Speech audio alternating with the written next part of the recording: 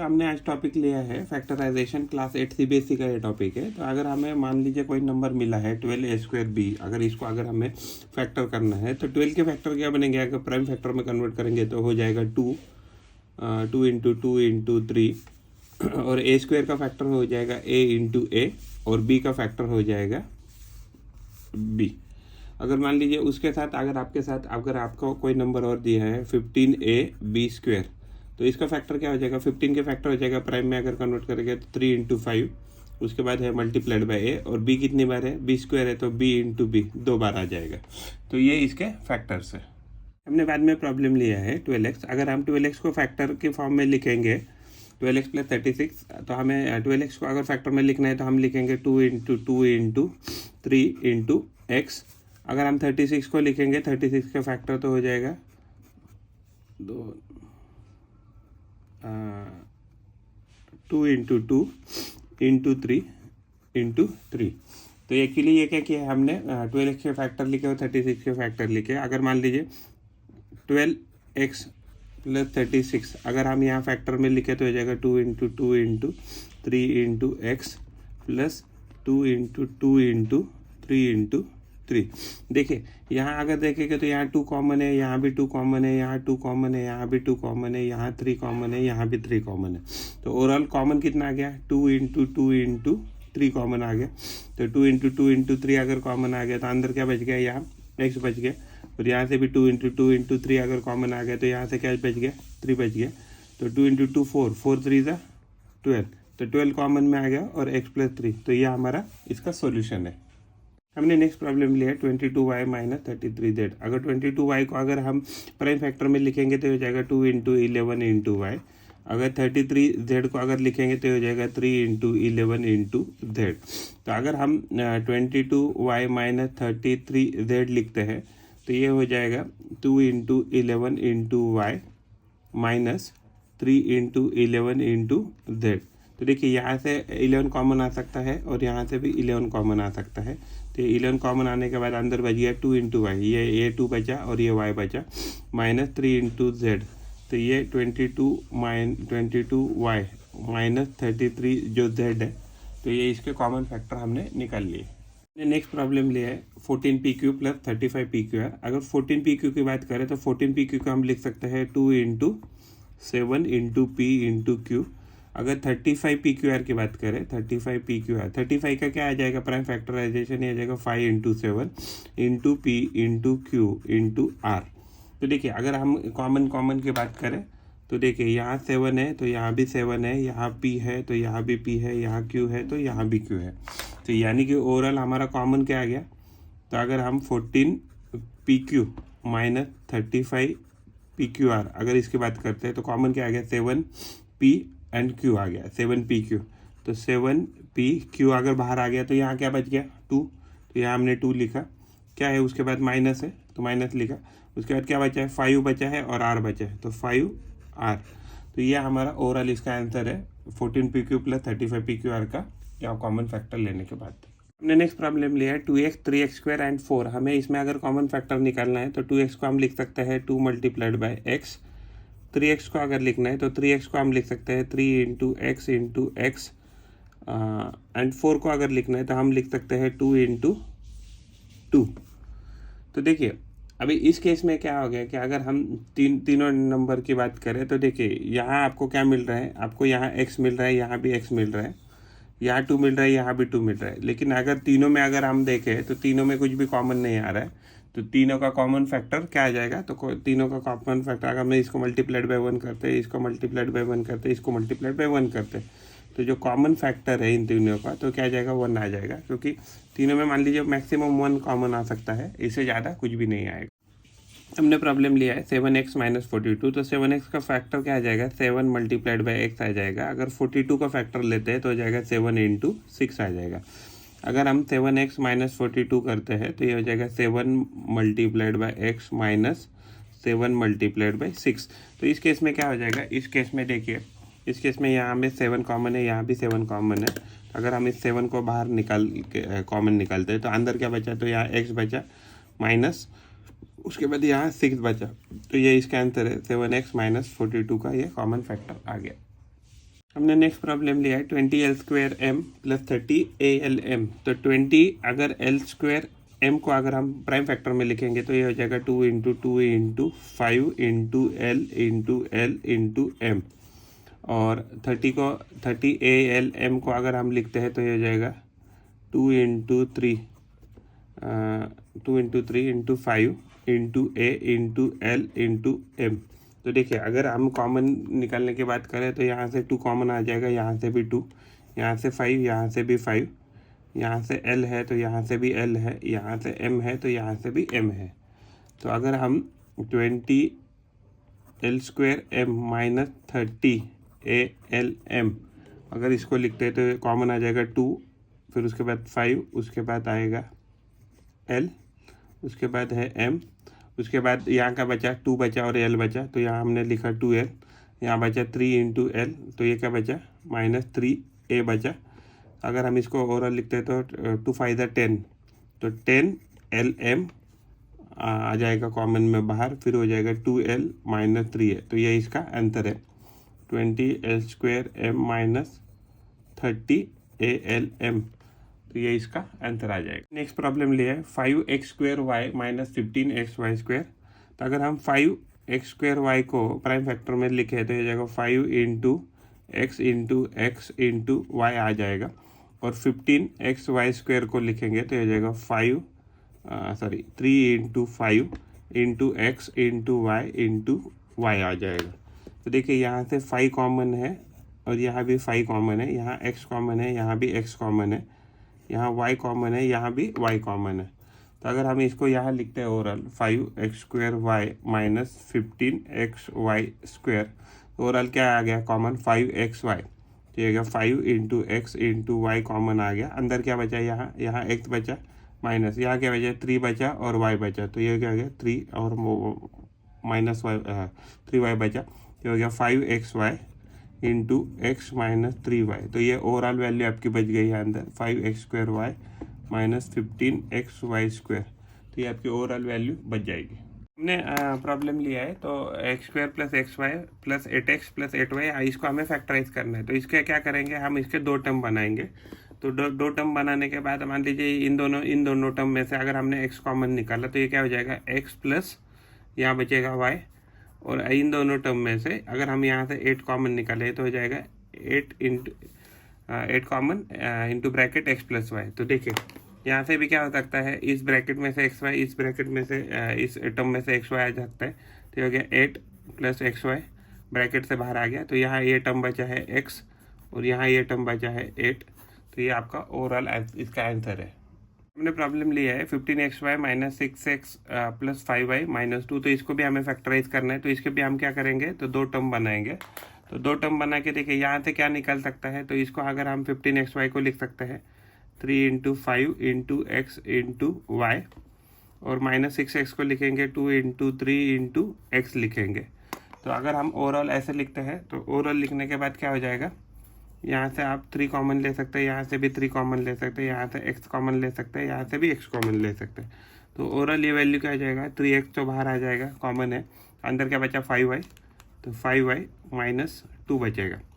अगर हम इस टर्म की बात करते हैं 5y माइनस 2, तो ये तो क्या था, तो यानी कि ये ओवरऑल टर्म हम क्या लिख सकते हैं, 5xy माइनस 6x क्या लिख सकते हैं, 3x इंटू 5y माइनस 2 लिख सकते हैं, प्लस यहाँ से अगर हम 1 कॉमन लेते हैं तो ये क्या हो जाएगा 5y माइनस 2। इन दोनों टर्म में से हमने क्या कॉमन निकाला है, तो 1 कॉमन निकाला है।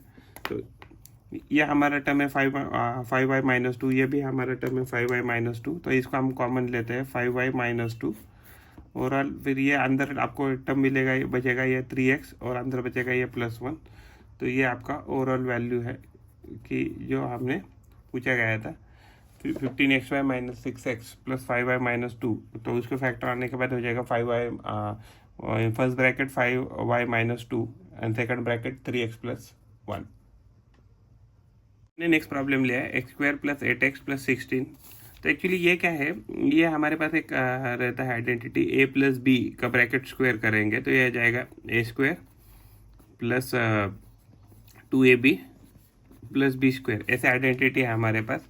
तो अगर हम उसको उसी टर्म में लिखने की कोशिश करेंगे तो x को लिख सकते हैं x का ब्रैकेट स्क्वायर प्लस यहाँ से 2 कॉमन निकालेंगे और ये इसको क्या लिखेंगे, तो इसको लिखेंगे 4 इंटू एक्स लिखेंगे, और ये जो 16 है तो 16 को लिख सकते हैं 4 का bracket square.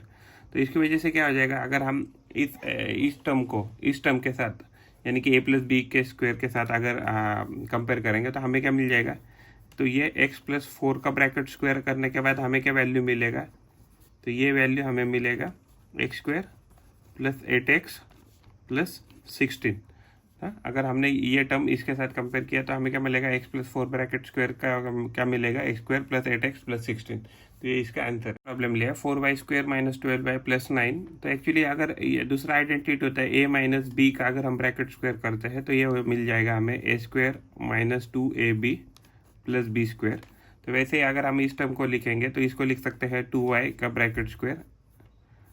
Bracket square minus हमने 2 कॉमन निकाला, फिर यहाँ हमने लिखा 3, यहाँ हमने लिखा 2 और फिर उसके बाद लिखा हमने y। तो एक्चुअली क्या है, 2y एक ही टर्म है प्लस 3 का ब्रैकेट स्क्वायर। तो ओवरऑल ये वैल्यू हमें क्या दिखा रहा है, अगर हम इसको इसके साथ कंपेयर करते हैं a - b का ब्रैकेट स्क्वायर, तो ये क्या हो जाएगा, 2y - 3 का अगर हम ब्रैकेट स्क्वायर करेंगे तो हमें क्या वैल्यू मिल जाएगा, ये मिल जाएगा 4y² - 12y + 9। तो यह हमारा ओवरऑल आंसर है। हमने इसको फैक्टराइज कर दिया। हमने प्रॉब्लम लिया 49p² - 36। तो क्या है कि ये वैल्यू आ जाएगा, अगर हम इसको हमारे पास एक आइडेंटिटी है a² - b², इसको हम लिख सकते हैं a+b × a - b, इसको हम ऐसे फैक्टराइज कर सकते हैं। तो वैसे 49 जो p² है, तो 49p² को क्या देख सकते हैं, 7 × 7 × p × p। तो ओवरऑल हम इसको क्या लिख सकते हैं, 7p का ब्रैकेट स्क्वायर लिख सकते हैं। अगर हम 36 है तो 36 को क्या लिख सकते हैं, 6 × 6, तो इसको क्या लिख सकते हैं, 6 का ब्रैकेट स्क्वायर। तो अगर हम इसको ऊपर के टर्म में डालते हैं 49p² - 36 को अगर हम ओवरऑल देखें तो ये वैल्यू क्या जाएगा, 7p का ब्रैकेट स्क्वायर माइनस 6 का ब्रैकेट स्क्वायर। तो अगर हम इसको इस आइडेंटिटी के साथ a² - b² = a+b × a - b के साथ अगर कंपेयर करते हैं, ये वैल्यू आ जाएगा 7p + 6 × 7p - 6। तो हमारा जो 7p है हमने क्या कंसीडर किया, उसको a कंसीडर किया है, जो 6 है तो हमने उसको क्या कंसीडर किया, तो b कंसीडर किया है। तो ओवरऑल ये हमारा वैल्यू है। हमने प्रॉब्लम लिया a² - 2ab + b² - c²। तो हम क्या करेंगे, तो ये जो टर्म है तो ये एग्जैक्टली क्या होना चाहिए, अगर ये टर्म की बात करें तो a - b का ये ब्रैकेट स्क्वायर हो जाएगा। अगर इसका अगर ओपन करते हैं, इसको हो जाएगा a² - 2ab + b²। यानी कि ये जो टर्म है ये क्या दिया है, a - b का ब्रैकेट स्क्वायर दिया है। तो हम इसको क्या लिख सकते हैं, इस टर्म को ऊपर वाले a - b का ब्रैकेट स्क्वायर माइनस c²। तो हमने जो आइडेंटिटी देखा था, क्या देखा था कि p - q, p² - q² को क्या लिख सकते हैं, p + q × p - q। तो इसके साथ अगर हम कंपेयर करेंगे तो अगर हमारा जो p है तो p क्या आ जाएगा, a - b आ जाएगा, और जो q है वो क्या आ जाएगा, c। अगर हम इसका ओवरऑल वैल्यू देखें तो ये जाएगा a - b + c, और दूसरे ब्रैकेट में आ जाएगा a - b - c। तो ये हमारा ओवरऑल इसका आंसर है प्रॉब्लम का। हमने नेक्स्ट प्रॉब्लम लिया है m⁴ - 256। अगर m⁴ को अगर हम फैक्टराइज करें तो हो जाएगा m × m × m × m। तो यानी कि ये हो जाएगा m और ये हो जाएगा m। तो क्या है ये एग्जैक्टली, ये m² × m² है। तो हम ऐसा कह सकते हैं कि ये जो m² है वो क्या है, m² का स्क्वायर है। अगर हम 256 को लिखते हैं तो 256 को कैसे लिख सकते हैं, 4 × 4 × 4 × 4। तो क्या हो जाएगा, 16 × 16 हो जाएगा। तो 16 × 16 यानी कि क्या हो गया, ये 16 का ब्रैकेट स्क्वायर हो गया। यानी कि m² - 256, ये ओवरऑल ये वैल्यू क्या है हमारा, हमें मिला है m² का ब्रैकेट स्क्वायर माइनस 16 का ब्रैकेट स्क्वायर। हम इसको कंपेयर करेंगे a² - b² के साथ, तो उसका क्या होता है factorisation, a + b × a - b। अगर हम इसको ओवरऑल इस वैल्यू में रखते हैं तो ये क्या हो जाएगा, m² - 16 m² + 16 पहले प्लस करेंगे, तो हो जाएगा एम स्क्वायर माइनस 16। तो ये हमारा ओवरऑल एक्चुअली इसका फैक्टराइजेशन है एम रेस टू 4 माइनस 256 का। तो ये हमारा ओवरऑल आंसर आ जाएगा। हमने प्रॉब्लम लिया Y square minus 7y plus 12। तो अगर हम एक्चुअली इसको क्वाड्रेटिक इक्वेशन कहते हैं तो इसको हम कम कर सकते हैं कंपेयर जनरल टर्म के साथ A square plus B X plus C. तो इसमें ए का वैल्यू कितना है, तो हमें ए का वैल्यू है 1, बी का वैल्यू है -7 और सी का वैल्यू है +12। तो एक्चुअली क्या होता है ना, इस पूरे टर्म में जो भी हमारे इसके रूट्स आएंगे या सोल्यूशन आएंगे उसका मल्टीप्लिकेशन क्या आना चाहिए, मल्टीप्लिकेशन आना चाहिए उसका AC के बराबर। तो A कितना है 1 और C कितना है, तो C है 12। तो ओवरऑल हमें मल्टीप्लिकेशन जो भी है जो भी रूट्स है उसका मल्टीप्लिकेशन आने चाहिए 2 आने चाहिए। और जो एडिशन होता है, जो एडिशन आ जाएगा दो रूट का, तो यानी कि ये क्या आ जाएगा, ये हमेशा आता है ये आता है b डिवाइडेड बाय a के ही है। तो b डिवाइडेड b कितना है हमारा -7 और a कितना है, तो हमारा a है 1। तो ओवरऑल हमें -7 वैल्यू चाहिए। तो हमें ऐसे 2 नंबर ढूंढने हैं कि जिनका एडिशन -7 आ जाएगा और जिसका मल्टीप्लिकेशन 12 आ जाएगा। तो अगर हम 12 को अगर देखें उसको फैक्टर करें तो क्या आ जाएगा, 2 इंटू 2 करेंगे यानी 4 और ये 3 करेंगे, 2 इंटू 3 अगर करेंगे तो 4 इंटू 3 क्या आ जाएगा मल्टीप्लिकेशन, तो मल्टीप्लिकेशन 12 आ जाएगा। अगर हमने मान लीजिए इसको -4 और +3, -4 और +3 अगर करेंगे तो हमें ओवरऑल -3 चाहिए, तो हमें ये हो जाएगा। अगर दोनों अगर माइनस माइनस लेते हैं तो ये क्या हो जाएगा, तो इसका एडिशन हमें मिल जाएगा -7। तो ये हमारे एक्चुअली रूट्स हो जाएंगे इस सॉल्यूशन के। तो यानी कि इसमें अगर हम इसको जो है 7y जो है वाई स्क्वायर, 7y को क्या लिख सकते हैं, -4y -3y +12। तो यह अगर हम इसको 2 टर्म में तोड़ देंगे तो ये फर्स्ट टर्म है, ये सेकंड टर्म है। तो इसमें क्या हो जाएगा, इसमें अगर हम y कॉमन निकालते हैं तो हो जाएगा y माइनस, तो ये हो जाएगा y -4 हो जाएगा। और यहाँ से एक्चुअली अगर मान लीजिए हम -3 कॉमन लेते हैं, तो 3 कॉमन लेते हैं तो ये हो जाएगा, यहाँ y बच जाएगा और यहाँ माइनस कितना बच जाएगा, तो 4 बच जाएगा। तो इस 2 टर्म में से यहाँ से ये टर्म और ये टर्म हम कॉमन निकालेंगे तो ओवरऑल ये वैल्यू आ जाएगा y -4 बाहर आ गया कॉमन निकाल कर, यहाँ बच गया y और यहाँ बच गया -3। तो ये हमारा ओवरऑल सॉल्यूशन है, ये यानी कि फैक्टर है किसके, तो y स्क्वायर -7y +12 जो है, तो इसके ये फैक्टर्स है।